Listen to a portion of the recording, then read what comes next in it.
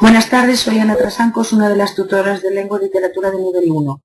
Y hoy vamos a tener una de las sesiones de repaso para el examen de junio, que sabéis que es el día 2. En esta clase de repaso lo que vamos a hacer es ver los aspectos más importantes de los temas que vimos en la primera evaluación. Os recuerdo los temas de esta primera evaluación, que eran el bloque temático 1, la comunicación. Teníamos el tema 1, la comunicación y sus elementos; el tema 2, las tipologías de los textos, en este caso la exposición; el 3, 4, 5 y 6 sería también tipología de texto, serían la narración, la descripción, la argumentación y el diálogo; y el 7, las habilidades lingüísticas. También en esta primera evaluación habíamos visto en el bloque temático 2, que se llamaba Lengua y Sociedad, el tema 1, que era la lengua española. Y estos son los temas que vamos a repasar. Bien, bueno, en general, digamos que los conceptos que vamos a ver son todos aquellos relacionados con la comunicación. Veremos también cuáles son los principales tipos de textos y veremos las características, la definición de la lengua española y sus dialectos, también los principales fenómenos lingüísticos. Pero es muy importante que para preparar este examen del campus, en el apartado de herramientas de estudios, que son muy importantes, que son ejercicios de refuerzo. Hay ejercicios de refuerzo de la primera, de la segunda y de la tercera evaluación de esta asignatura. También es importante que os bajéis del campus los exámenes de la primera, de la segunda y de la tercera evaluación de este curso, o sea, del curso 2011-2012, en el que además estos exámenes, en estos exámenes tendréis el solucionario. Y también es importante que descarguéis unos exámenes que hay de las convocatorias de junio y septiembre del curso anterior. Todo esto os valdrá para hacer prácticas con ejercicios que podrían ser similares a los que tendremos el día 2. También, bueno, eso ya lo habréis visto, que es conveniente practicar con los ejercicios de autoevaluación del libro de texto. Estos ejercicios aparecen al final de cada tema y vienen con la solución.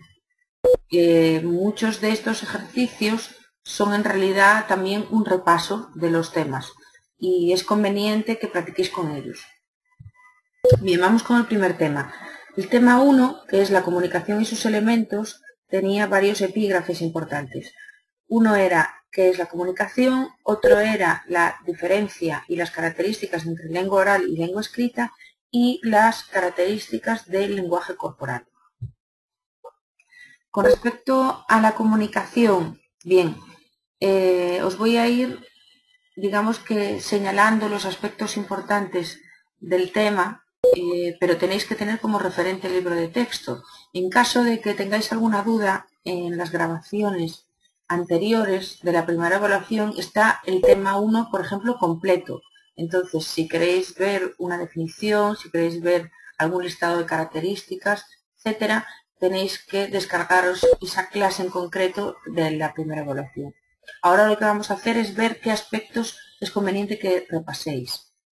Bien, decíamos, en el tema 1, que es la comunicación, había que definir la comunicación. Es importante que tengáis clara esa definición y además saber qué es la lengua oral, qué es la lengua escrita y además diferenciar o saber distinguir un código lingüístico. Dentro de este epígrafe de la comunicación también teníamos la definición de lengua y de lenguaje. Son distintas.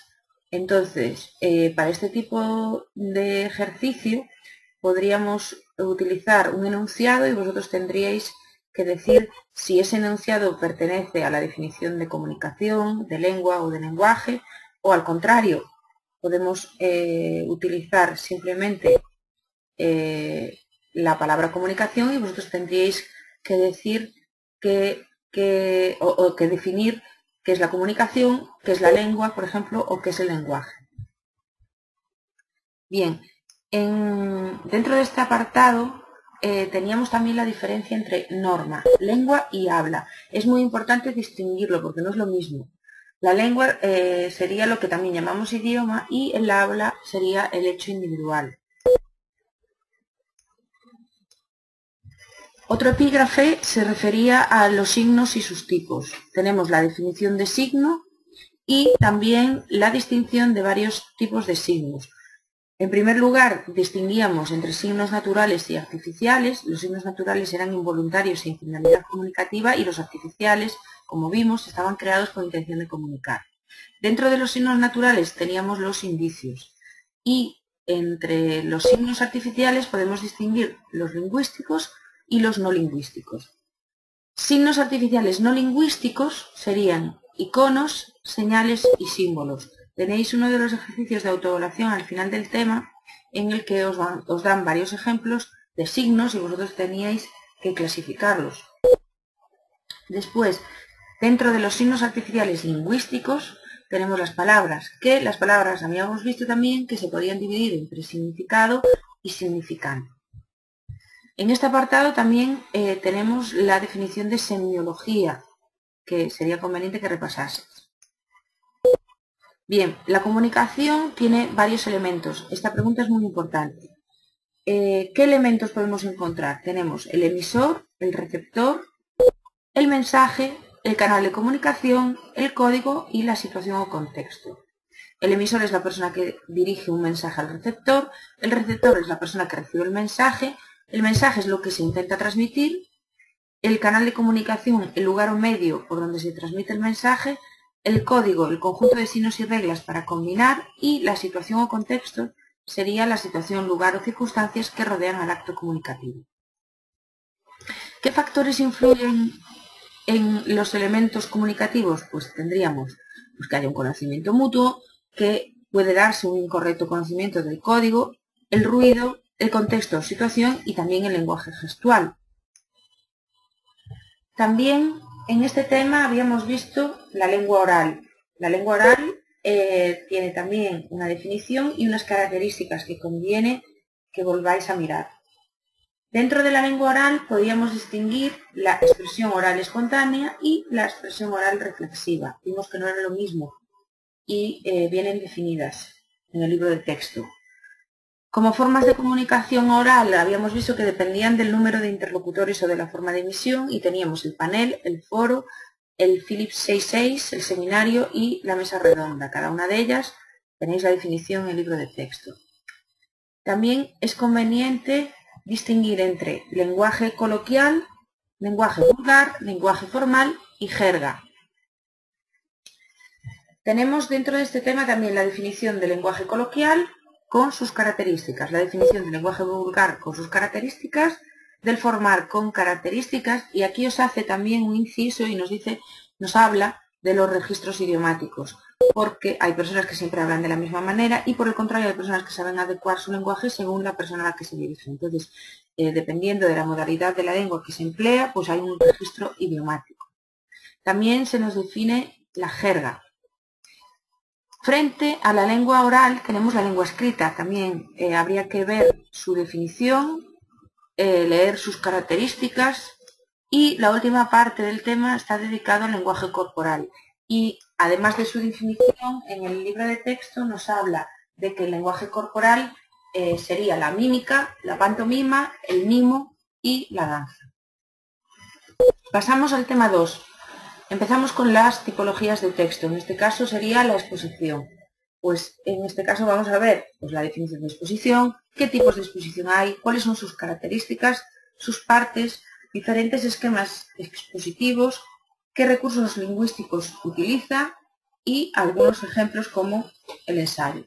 Bien, sabíamos que la exposición era propia de los textos científicos, informativos y del ensayo. La finalidad primordial era transmitir información y los textos expositivos deben ser claros, sencillos y ordenados. Como tipos de exposición, pues si se atiende a su forma sería narrativa, descriptiva o argumentativa. Dependiendo del punto de vista, de que el punto de vista se centre en el contenido, sería científica, didáctica, periodística o humanística. Según el conocimiento del tema, es decir, según el público al que va dirigido, sería una exposición especializada o divulgativa o informativa, y según la estructura del texto sería una estructura deductiva o analizante, inductiva o sintetizante, circular o de encuadre, que también se llama mixta, paralela o cronológica. Tenéis estas explicaciones en este tema de la primera evaluación. Tenéis que descargarlo. Vale, seguimos. Como características del tema expositivos teníamos la claridad, el orden y la objetividad. Y como partes del texto expositivo serían la introducción o presentación, el desarrollo y la conclusión. En general, dentro del texto expositivo tenemos diferentes esquemas y dependen de la organización del discurso. Entonces podemos tener pues, la enumeración o seriación, la descripción, la comparación, la secuencia cronológica, la causa-consecuencia, la pregunta-respuesta o el problema-solución. Recordamos también que entre los recursos lingüísticos de los temas expositivos había que se utilizaba como forma verbal y presente indicativo, se utilizan frases sencillas y breves, hay un uso de sustantivos y verbos, se utilizan adjetivos especificativos, oraciones explicativas y complementos. El léxico en el léxico que se utiliza, en él predominan los tecnicismos, que eran esos términos que eran propios de cada ciencia, y también los conectores. Los conectores se utilizan para unir partes de un mensaje y establecen una relación lógica entre oraciones, es decir, relacionan ideas. Los conectores pueden ser palabras, oraciones o conjuntos de oraciones. Esta era una de las preguntas de evaluación de este tema. También dentro de los recursos sería describir con detalle, utilizar definiciones, comparaciones o resúmenes. ¿Qué pasos deberíamos dar para elaborar una exposición? Pues en todo texto expositivo predominan las oraciones enunciativas, se utiliza la tercera persona gramatical, se utilizan los verbos en modo indicativo, el registro formal, los términos técnicos o científicos y no se utilizan expresiones subjetivas.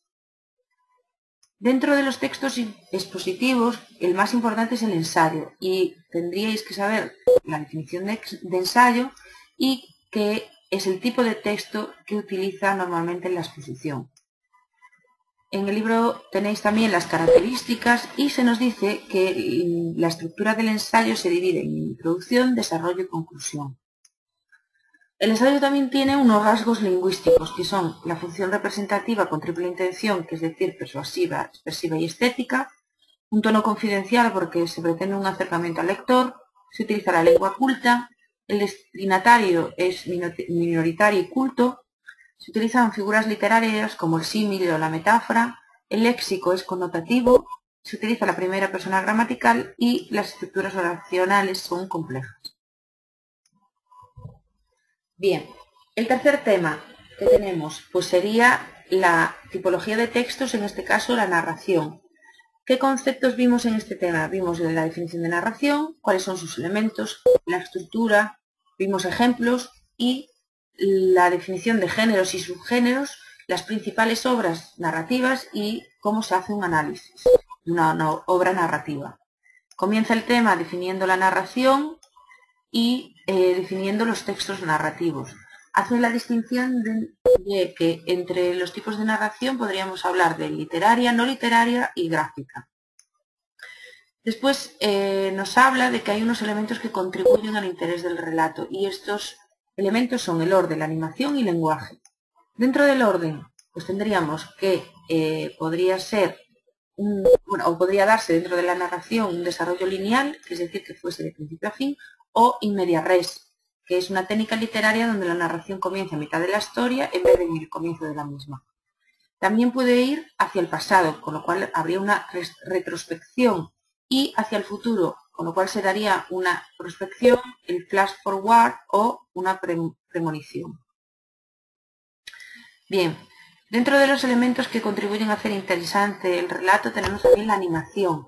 La animación se puede conseguir mediante la división en capítulos, mediante una descripción colorística, las voces de los personajes, que podrían ser en estilo directo, indirecto y estilo indirecto libre. Es muy importante que sepáis hacer la distinción de las voces de los personajes y también se pueden resaltar los pensamientos y acciones, se puede crear un cierto suspense o dejar para el final el desenlace. Otro de los elementos que encontraríamos sería el lenguaje del relato y aquí la abundancia de verbos podría indicar movimiento. También la alternancia de tiempos podría dar vivacidad al estilo y abundan las indicaciones temporales y locales.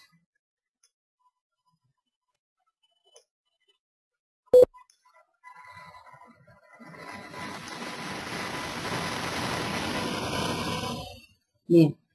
Como elementos de la narración tenemos el narrador, los personajes y la acción. El narrador es la persona que cuenta la historia, los personajes son los seres a los que les ocurren los hechos que el narrador cuenta y la acción son los hechos que se cuentan en el relato. Dentro del narrador, y esta era una pregunta también del tema en los ejercicios de evaluación, teníamos el narrador en primera persona, que podía ser narrador protagonista o narrador personaje secundario, el narrador en segunda persona y el narrador en tercera persona. El narrador en tercera persona también lo podíamos dividir en dos clases, el narrador objetivo y el narrador omnisciente. Y por último, tenemos que hacer mención a la acción, y hay tres formas de ordenación temporal de la acción. Tenemos el desarrollo lineal, la prolepsis o anticipación, que está referida al futuro, y la analepsis o retrospección, que está referida al pasado. También tenemos como elemento importante del relato los personajes, y los personajes pueden ser principales o secundarios. Dentro de los principales pues tenemos el protagonista o su oponente, al que se denomina antagonista. Y también podemos hacer otra clasificación de los personajes, que pueden ser planos o simples o redondos. Con respecto a la estructura de la narración, bueno, teníamos tres partes en una narración. Por un lado, el inicio, un marco narrativo, que sería el planteamiento.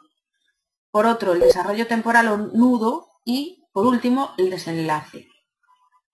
En el libro de texto nos especifica los pasos para la elaboración de un relato y nombra también como virtudes de la narración la claridad, la concisión y la verosimilitud. Otro apartado de este tema sería la diferencia entre géneros y subgéneros narrativos. Bueno, como siempre, tendríamos que saber la definición de género narrativo y de género literario, y dentro de los géneros narrativos tendríamos la épica, la novela y el cuento. Y como definición de subgéneros tendríamos el microrrelato, el cuento breve y relato breve, el cuento largo y relato, la nouvelle o novela corta y la novela. También las principales obras narrativas las podemos dividir en fábula, relato, cuento, apólogo, leyenda o novela. Bien, la última parte de este tema serían los pasos para el análisis de un texto narrativo. Entonces, tendríamos, bueno, no solamente para un texto narrativo, podría servirnos también para un comentario de texto. Y en él tendríamos que hacer mención a los datos biográficos del autor, a las características generales de la obra de este autor, a qué movimiento literario pertenece, también a qué género literario pertenece ese texto narrativo, qué estructura tiene el texto y hacer un resumen del relato. Podríamos continuar dividiendo los personajes entre principales y secundarios y nombrar sus características, hablar del lugar, del tiempo y de la duración del relato, hacer una clasificación del tipo de narrador, hablar de la realidad que presenta, es decir, si es un relato fantástico o realista, y por último, hacer una interpretación personal y unas reflexiones. Bien, continuamos con el tema 4, en el que teníamos como tipología de textos la descripción. En este tema vimos la definición de descripción, sus tipos, sus características y ejemplos. Bien, aparte de la definición de descripción, hay que tener en cuenta la distinción entre descripción subjetiva y descripción objetiva. Como pasos para elaborar una descripción, se nos nombra que hay que observar, captar, seleccionar, ordenar y elaborar. Y nos pone tres ejemplos de descripciones. Podemos describir un lugar, podemos describir un objeto, para lo cual nos da un método, y describir un proceso. Con respecto a los tipos de descripción, hay que distinguir entre la descripción exhaustiva o selectiva, la descripción estática o dinámica, la descripción objetiva o subjetiva y la descripción realista, idealizada o degradante. También es conveniente que aprendamos que hay varias formas de describir literariamente a las personas y podemos hacer una prosopografía, una etopeya, un retrato, un autorretrato o una caricatura. Continúa el tema haciéndonos una diferencia entre la descripción científica y literaria, y es conveniente saber esa diferencia, y que también cambia la denominación de la descripción según los tipos de descripción que utilicemos según el objeto. Entonces tenemos que la topografía es una descripción de paisajes y de lugares, la geografía es una descripción de animales y la cronografía es una descripción del tiempo o época en la que se realiza un hecho. También como características de la descripción, bueno, tenemos qué formas verbales se utilizan, que hay un predominio de oraciones coordinadas y simples, que se utilizan adjetivos y sustantivos en mayor número que los verbos y los complementos del nombre, y sobre todo que hay un uso de figuras literarias, es decir, se utiliza la metáfora, la comparación o símil, la personificación o prosopopeya, la sinestesia y el epíteto. Vamos a ver cada una de ellas. Lo vimos también en el tema correspondiente, en esta primera evaluación. Tenemos la metáfora, que es sustituir una palabra por otra en la que se guarda alguna semejanza, es decir, identificamos una cosa real con otra imaginaria. Tenemos la comparación o símil, en la que se trataría de comparar dos cosas que tienen cualidades parecidas. La sinestesia, que es la atribución de una cualidad a un sustantivo, es decir, es una cualidad que no guarda relación con el mismo y es una mezcla de varios sentidos. Y el epíteto, que es un adjetivo innecesario que embellece el lenguaje. Bien, continuamos con el tema 5, que sería otro tipo de texto. En este caso sería la argumentación. En la argumentación también vimos su definición, sus elementos, su estructura, sus tipos y los recursos lingüísticos. Comienza el tema con la definición de argumentación y como elementos de la argumentación, y esto es muy importante, tenemos el objeto, la tesis y los argumentos. En general, la estructura de una argumentación es, primero, hay una introducción en la que se presenta el tema breve, después una exposición que contiene la tesis, continuamos con una argumentación o cuerpo argumentativo, que son los argumentos que apoyan la tesis, y ya por último tendríamos la conclusión en la que se reafirma la tesis. ¿Qué tipos de argumentos teníamos? Pues había una clasificación en el libro de texto, pues según la fuerza argumentativa, según la función, según el contenido, etc. Según la fuerza argumentativa, pues teníamos argumentos débiles o sólidos.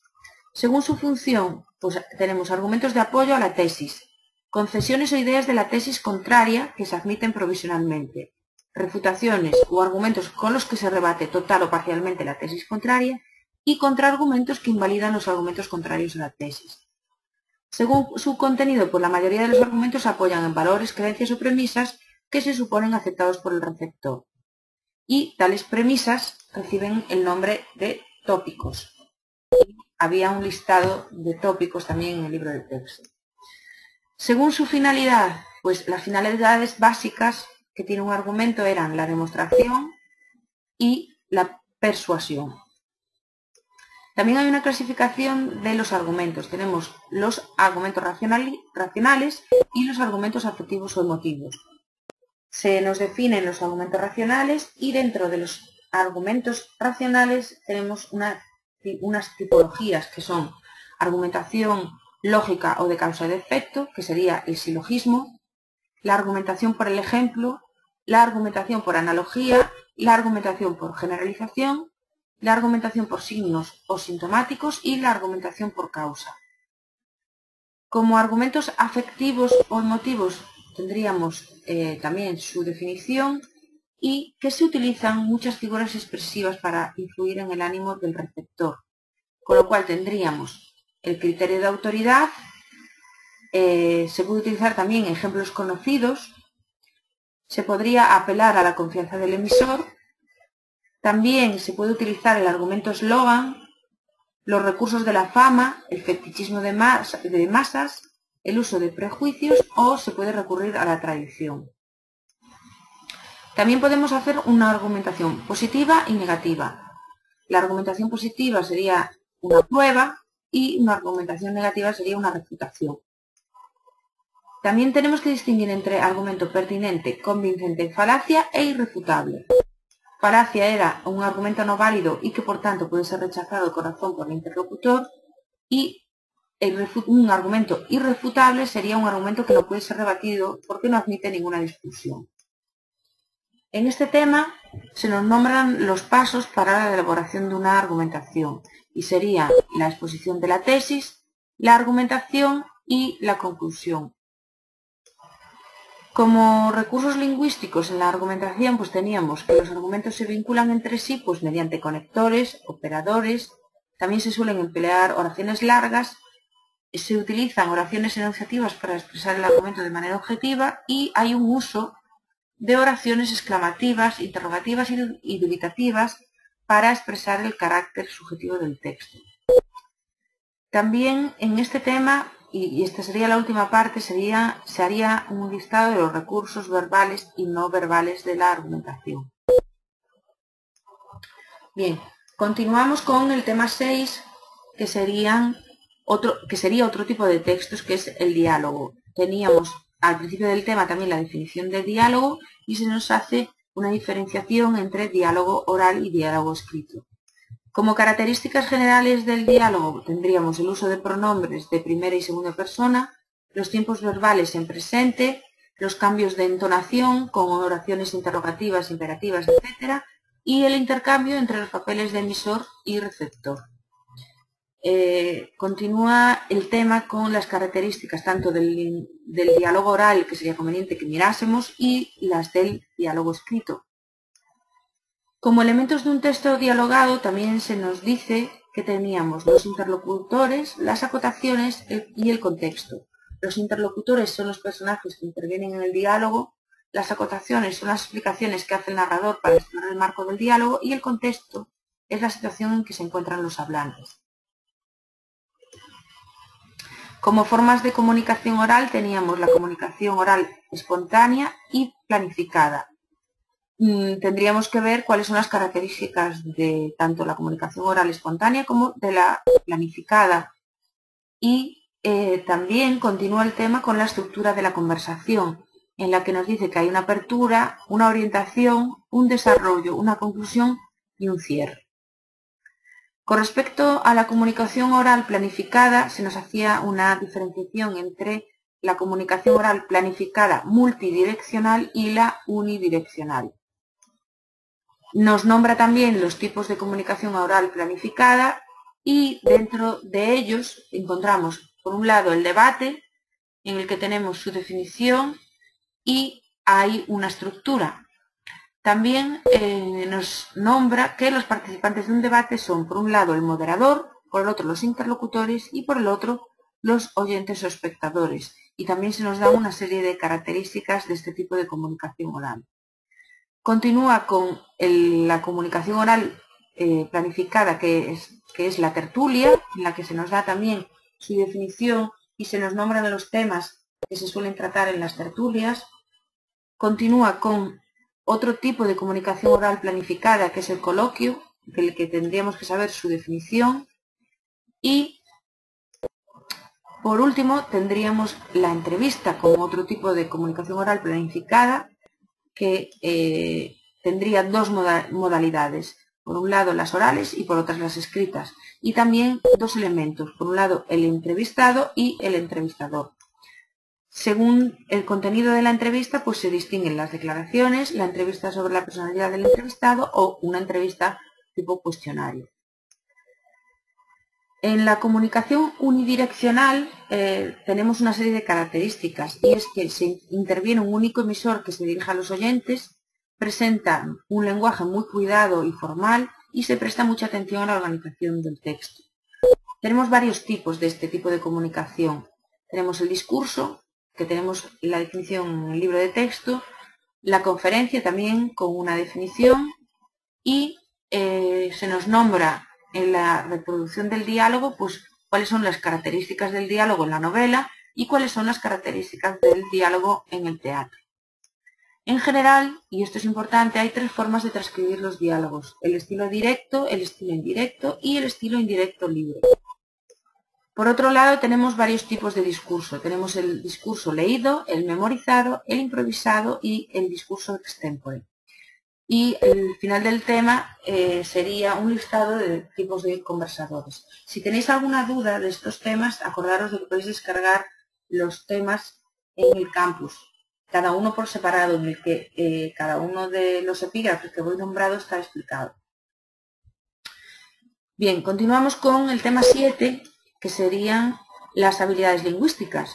Y nos decía el tema que existen diferentes formas de comunicarse oralmente, pero según el enfoque del tema, pues tendríamos un discurso descriptivo, un discurso narrativo, un discurso expositivo y un discurso argumentativo. También, según el tipo de emisión, tendríamos la diferenciación entre privado, que el desarrollo del tema puede ser formal o informal, y público, que el emisor transmite su discurso o mensaje sin importar si conoce o no a los que lo escuchan. Como tipos de discurso oral, también nos nombraba en el libro de texto el discurso forense, el discurso social, el discurso político, el discurso castrense y el discurso religioso y académico. Se nos da en el tema también unas pautas para que el discurso oral sea un éxito y establece una diferenciación entre estilos de discursos. En general hay 3 estilos que se pueden utilizar. El discurso informativo, que se utiliza para compartir información, el discurso persuasivo, que lo utilizamos para convencer al público, y el discurso conmemorativo, que se utiliza para rendir homenaje a algo. En lo que tiene que ver con la estructura del discurso, pues tendríamos que se divide en introducción, desarrollo y conclusión. Y como aspectos importantes tenemos que debe primar la claridad, hay que procurar que el discurso resulte atractivo o interesante y ser breves. Hay otra parte del tema dedicado a la lectura y la escritura, y teníamos como estrategias para alcanzar la comprensión de lo que se lee, pues que podemos hacer una lectura o lectura explorativa, podemos hacer una lectura rápida, un análisis estructural de un texto, una lectura crítica, también la poslectura, la lectura reflexiva o comprensiva, la lectura organizativa y utilizar también estrategias mnemotécnicas. Continúa el tema explicándonos cómo distinguir las ideas principales y secundarias, que tenemos que leer la explicación, y los factores que afectan a la comprensión de un texto. Y hay factores relacionados con el lector y factores relacionados con el texto que se lee. Como tipos de lectura, pues tendríamos la lectura ocular y la lectura en voz alta. La siguiente parte del tema serían las partes constitutivas del texto, que serían el enunciado y el párrafo. En el párrafo tenemos su definición y nos habla de cómo se organiza el contenido del párrafo. Es decir, podemos tener el núcleo obligatorio y los elementos marginales. También se nos nombran las funciones del párrafo, que es la introducción a la totalidad del texto o presentación de una idea nueva, la transición entre 2 partes del texto y la conclusión.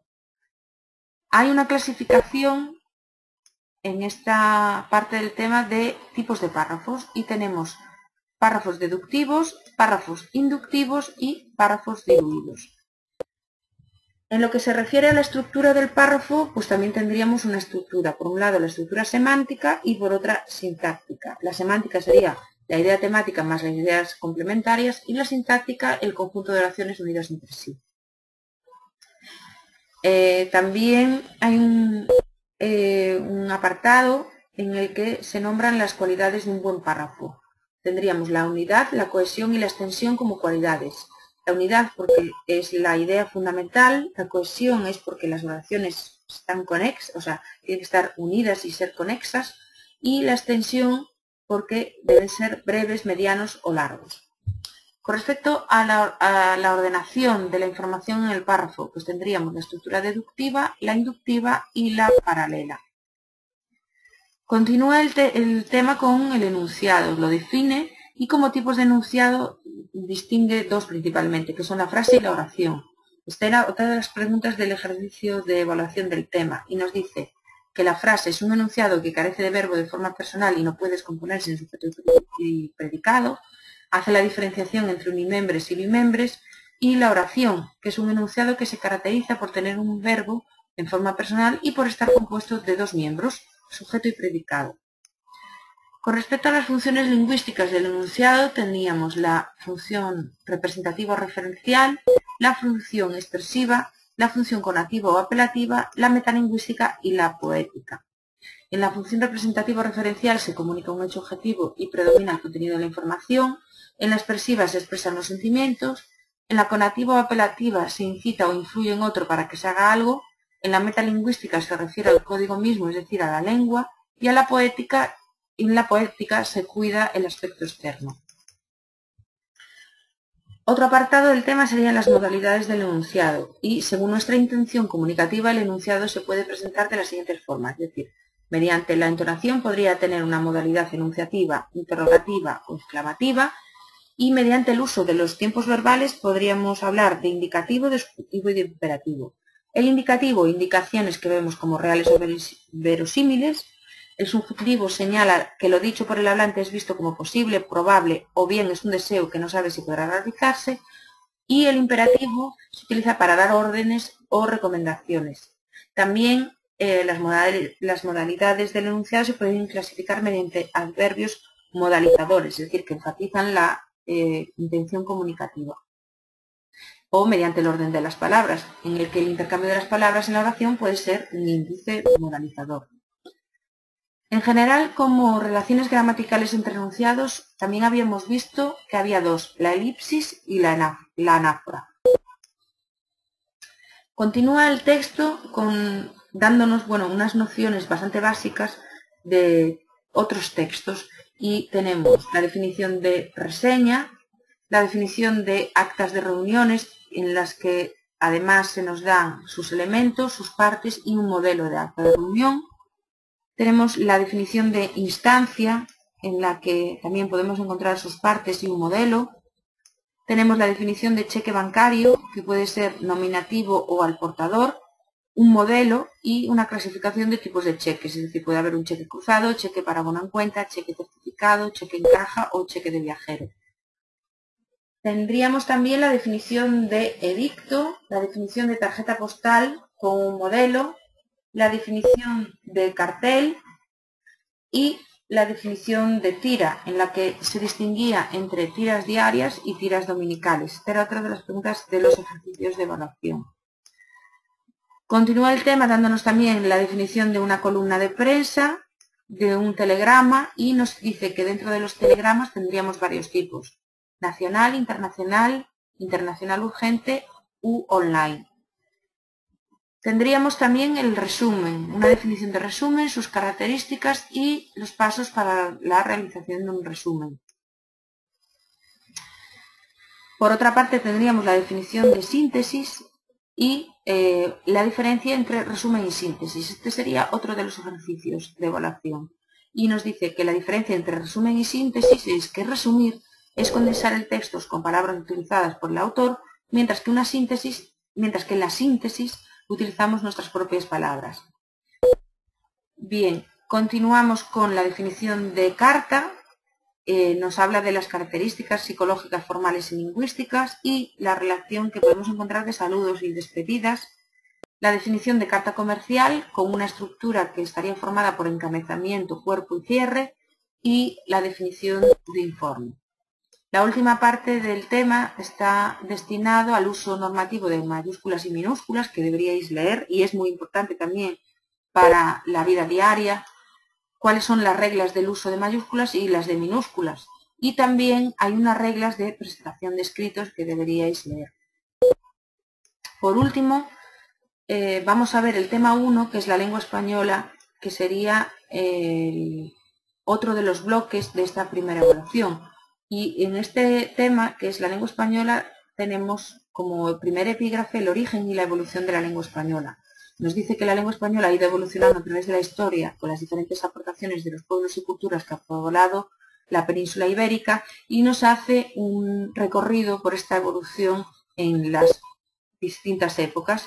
Comenzamos con la época prerrománica, en la que podemos encontrar los íberos, los celtas, los vascos, los fericios, los griegos y los cartagineses.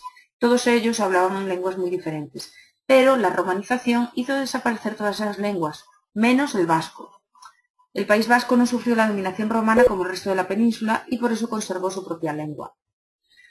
Bien, vemos que la romanización es a partir del siglo III a.C. y es la base fundamental en la que se basa el castellano, que era la lengua de los romanos. La lengua de los romanos era el latín. La lengua que trajeron era el latín vulgar, usado por los soldados, los comerciantes y los colonos, con lo cual la mayoría de las palabras del castellano proceden del latín, casi en un 70%. Bien, otro de los periodos de los que nos comenta el libro de texto es el declive del Imperio Romano, y aquí podemos encontrar las invasiones de visigodos y árabes que hicieron evolucionar el lenguaje común en derivados del latín, originando la formación de distintas lenguas llamadas lenguas románicas, como el castellano, el catalán, el gallego, el italiano, el francés, portugués, rumano, etc. Bien, el castellano en realidad era una lengua románica que se hablaba en la zona que se convertiría en el Reino de Castilla. El siguiente periodo del que habla el libro de texto sería el del periodo de los visigodos y de los árabes. Durante el siglo V después de Cristo, los pueblos bárbaros invaden la península. Los más importantes fueron los visigodos y estos nos dejan las palabras que se denominan germanismos. Pero el reino visigodo sucumbió con la invasión de los árabes en el año 711 y además estos árabes permanecieron en la península 7 siglos. Como resultado, pues tenemos también centenares de arabismos. También los españoles se quedaron en los territorios ocupados por los árabes y estos se denominan mozárabes. Muchos conservaron su habla romance, que es el mozárabe, y la principal fuente que hoy poseemos son las jarchas. En el norte de España la lengua va evolucionando y deja de ser el latín y se forma una lengua nueva, que es el castellano. Continúa con el periodo de la Baja Edad Media y durante la Reconquista los cristianos van ganando terreno a los árabes y con ellos la lengua castellana se va extendiendo. Pero ya a mediados del siglo XVI el 80% de los españoles hablaba español. Continúa hablándonos de la colonización de América y nos dice que el castellano se extiende a países de Sudamérica y en general a aquellas zonas descubiertas por españoles. Es importante saber que el actual mapa lingüístico de la península ibérica está formado por 4 lenguas románicas que son el castellano, el catalán, el gallego y el portugués, además de una lengua no románica que sería el vascuence. Nos hace una distinción dentro de las lenguas de España entre dialectos y lenguas. Tenemos la definición de lengua, que sería muy importante, y nos dice que en España se hablan actualmente 4 lenguas principales, que serían el castellano, el catalán, el gallego y el vasco o euskera. Los 4 cuentan con dialectos y también se nos da la definición de dialecto. Vemos cada una de las lenguas de España, como el catalán, y que vemos que el catalán es el resultado de la evolución del latín en la región del nordeste de la península. Aquí se distinguen 2 áreas dialectales. Tenemos el catalán occidental y el catalán oriental. El valenciano y el balear presentan características fonéticas, morfológicas y léxicas propias. Se denomina balear o catalán balear a la familia de dialectos del catalán que se hablan en las Islas Baleares, como el mallorquín, el menorquín y el ibicenco. Otra de las lenguas de España pues sería el gallego, que es el resultado de la evolución del latín vulgar, pero en este caso en el noroeste de la península. Se habla en Galicia, tiene un común origen con la lengua portuguesa en la lengua románica medieval, que es el gallego portugués, y el noroeste de la península estuvo unido en un reino hasta el siglo XII.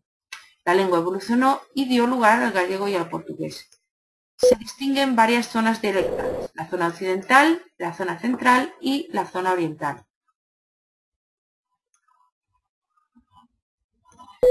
Dentro de las lenguas de España tendríamos el vasco o euskera también. El vasco o euskera es el único idioma de la península que no deriva en latín. Se habla en el País Vasco y es la lengua más antigua de toda España. Se distinguen los siguientes dialectos. En territorio español, el vizcaíno, el guipuzcoano y el alto navarro septentrional y meridional, y en territorio francés el labortano, el aulentino y el bajo navarro oriental y occidental. Continúa el libro de texto hablándonos de que el castellano es la lengua oficial de España y de gran parte de los países de América. El castellano es hablado por personas cultas de toda la península y adquiere rango internacional, lo que da origen a que desde finales de la Edad Media en España y sobre todo fuera de España, pues se denomine español. Se extiende por América y Filipinas a través de los conquistadores y colonizadores. Como dialectos castellanos tendríamos el español de América, el andaluz, el murciano, el extremeño y el canario. Bueno, continúa el tema dándonos las características del español en la actualidad, donde se habla, es decir, en qué países se habla el español en la actualidad y cuál es su número de hablantes. Y nos habla también de la expansión del español en América y nos dice que es una variante del español que se habla en toda América del Sur, menos Brasil, en la mayor parte de América Central y en algunas zonas de Estados Unidos. Como rasgos más importantes del español de América tenemos la entonación, la pronunciación, pues hay algunos rasgos que están más extendidos en el español de América, como el seseo, el yeísmo, la aspiración o pérdida de la S al final de sílaba o de palabra, la confusión mutua de R y L y la aspiración de la H inicial, procedente de la F inicial latina. Estos son rasgos que también los encontramos en el andaluz. También tenemos un listado de los rasgos morfológicos del español en América y tenemos la adverbialización del adjetivo, la preferencia por el pretérito perfecto simple frente al pretérito perfecto compuesto, la extensión del plural en algunos casos, la anteposición del posesivo, para la segunda persona del plural se emplea ustedes en vez de vosotros, y la aparición de un sujeto explícito en contextos en el que el español europeo pues, lo omitiría. Continúa el tema con peculiaridades léxicas del español de América, porque hay diferencias entre el léxico de regiones de América y de España, y también nos habla de los principales fenómenos lingüísticos del castellano. En algunas áreas en las que se habla castellano se ha producido una igualación de fonemas de forma que, por ejemplo, casa y caza pues se pronuncian del mismo modo. Entonces, los fenómenos que dan lugar a esta igualación pues se denominan seseo, ceseo y yeísmo. Muy importante saber qué es el seseo, el ceseo, el yeísmo y el voseo.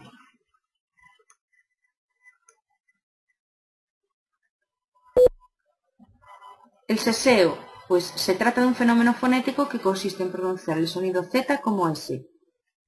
El ceseo es el fenómeno contrario al seseo, consiste en pronunciar el sonido S como Z. El yeísmo consiste en pronunciar el sonido eye como Y y el voseo se llama así al fenómeno lingüístico dentro de la lengua española en la que se hace uso del pronombre vos y de ciertas conjugaciones verbales particulares para dirigirse al interlocutor, en contraste con otras variantes de la lengua en la que se emplea el pronombre tú. Bien, con esto damos por finalizado el repaso de los temas de la primera evaluación. El próximo día tendremos el repaso de los temas de la segunda evaluación para el examen de junio, que podéis ir leyendo con antelación y así podríais consultar las dudas.